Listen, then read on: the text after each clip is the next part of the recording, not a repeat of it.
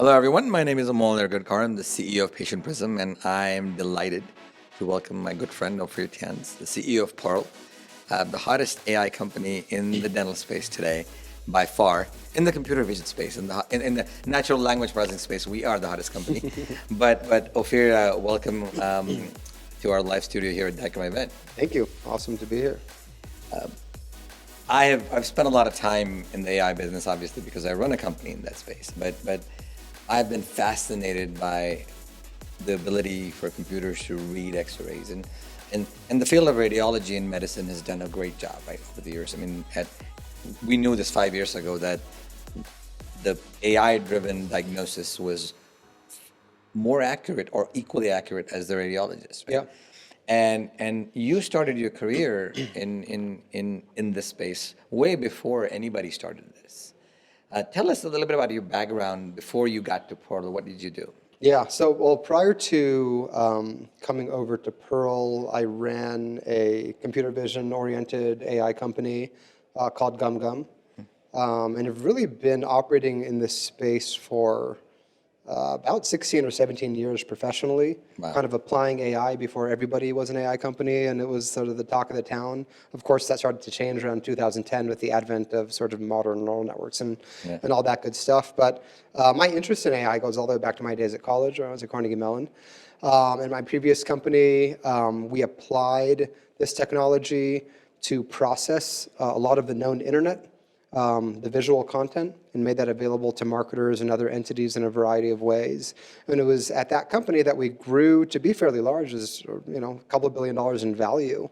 It was at that company where I decided I wanted to take this technology and apply it more widely because I thought there were higher uses of it. So back in 2015, we actually started the process of collecting what is now, to our knowledge, the largest collection of labeled dental radiography in the world. And we started to take that more seriously, and in 2019 decided to spin the company out into its own entity, which became Pearl, and I stepped down as the CEO of the previous company to come and run Pearl because I was so excited about it. For me, AI is this very powerful technology. It's relatively new in its current incarnation, and I do believe that it has the ability to dramatically improve lives, and in this case, patient lives. And our goal as an organization is really to do that across billions of patients worldwide. And you're currently I think you're approved in like 90 countries or something. Yeah, we're regulatorily approved in 90 countries, and we also have by far the most comprehensive approvals domestically as well for the FDA. And what made you guys so far ahead of everyone else? Is it just that you started the process earlier, or you had a different approach to it? I think both. So we did take a very different approach to FDA clearance in particular. So if you look at the market today, there's 3 companies with FDA clearances of any sort. Right. From a disease detection perspective, which is really the most consequential kind of detection that exists, the only clearances that exist for 2 of these other companies are for caries for patients between the ages of 18 and 22, and only for bite wing radiography. With our FDA clearance, we actually went for 9 separate conditions. So comprehensive pathology detection, things like periapical radiolucency and calculus and caries and a whole list of other detections. In addition to establishing a patient age range of 12 and above, and also doing so for periapical radiography as well as bite wing. So it's much more robust in terms of how it's able to be applied in an office environment. And we took a big swing with the FDA. I believe that this is, and we've been told that this is by far the most comprehensive and complex FDA clearance in AI for radiology that exists today, because typically you're talking about 1 or 2 detections. We went for 9, which required a whole new set of statistical models to bring to bear, and it took 3 years and millions of dollars, and it was a major undertaking. Absolutely. Which I'm still traumatized by. Yeah, absolutely. We all get traumatized by legal bills of all kinds in every department. But it's interesting because you invested early on in getting FDA clearance across a whole range of things that matter and are usable, right? Because at the end of the day, you want to be able to use this technology to create positive outcomes for patients, to diagnose better, Yeah. to get accepted better. And if you're hampered by only 22 and up or 18 and up, then you're And one pathology. and one pathology too. So here's the thing. You're exactly right. So to my eye, and I think most people's assumptions around this is that the promise of AI is diagnostic support in a comprehensive manner for all patients. Right. That is the promise of AI. I need Right. to be able to identify all disease, all types of candidate patients for different treatments, identify small and proximal caries, but also early bone loss or periapical lesions that should be noted, early calculus. These are all things that are very easy to miss. We actually show upwards of 37% in increased detections per radiograph that we look at. But if you're not delivering that, then you're not delivering on the full promise of AI. And we wanted to be able to deliver on the vision in less of a stepwise manner over years of clearances and just try to do so. Do it all at the same time. But Exactly. why do they matter? Why does the FDA clearance matter? Because at the end of the day, if I'm saying, okay, well, I get to see the lesion Yep. without the FDA clearance or with the FDA clearance, Yeah. it's the same lesion. Yeah. Why does it matter? Well, if you're using a medical device in an operatory or in an office environment Right. that has not been FDA cleared and you're identifying disease, Right. then you're doing something that's highly illegal. That's right. That's right. That's right. That's right. And the reason the FDA exists is to effectively protect patients and also practitioners ultimately, because if you have a detection device Right. and it's calling out a bunch of pathology, and that pathology has not passed clinical trials and therefore is not Right. vetted, Right. and it's calling out pathology that doesn't exist, and you're treating patients, then that could be very detrimental. Yeah, I mean, at the end of the day, you want, and obviously, how do you, and so you're not, so if you don't have the clearance, then you're not really allowed to show that to the patient, correct? If you don't have the clearance, you're not allowed to show it to the patient outside of the bounds of what your clearance is for. So if you don't have a clearance for periapical radiolucency, say, Yeah. you can't be detecting that in an office environment. That's putting everyone at risk. That's interesting. So in order to operationalize computer vision AI today in the dental office, are you the only solution that is comprehensive, that offers patient-facing medical device where you can do diagnosis, you can do all that stuff? Are you guys the only ones as of now? Yeah. Except for those, Particular use cases. Particular use cases, yeah. I like this very leading question.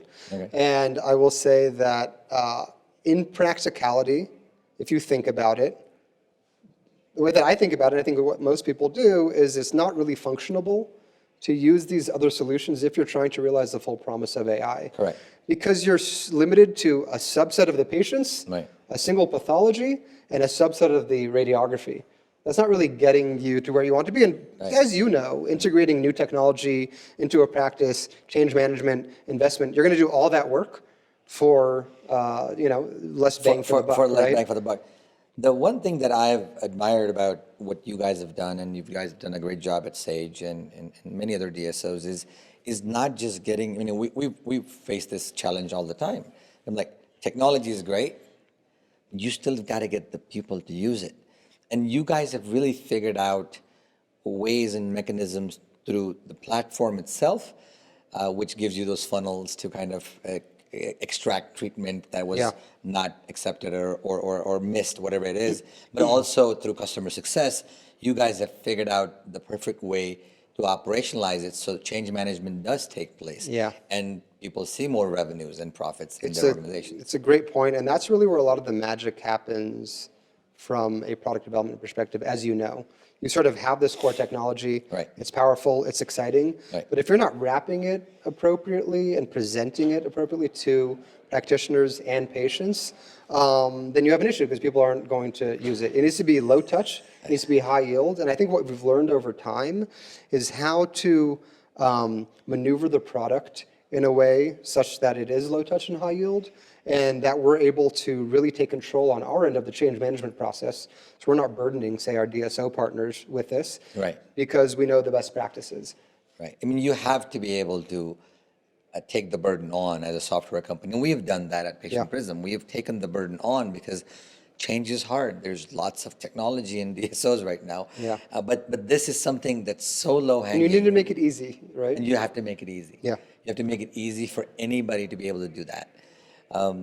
One of the questions that comes up a lot is diagnosis, right? Diagnosis and how effective is AI over diagnosing, or is it under diagnosing, or is it perfectly diagnosed? Where is that? Where is It's that? a really good question. So first off, I think the thing to mention is that the epidemic in dentistry generally, per the data, Right. is one of dramatic underdiagnosis, not over-diagnosis or over-treatment. That does occur in cases of explicit fraud, but that's very uncommon. Right, right. If you go into any practice, we'll typically go into a practice, surface all the historically undiagnosed opportunity over an 18-month period. Right. We'll surface at least $1 million of historical undiagnosed opportunity, It's often a fascinating. lot more. And the AI is probabilistic. It's a probabilistic engine. It's Right. obviously highly consistent and measurable. Right. And you're always dealing with these two notions of precision and recall.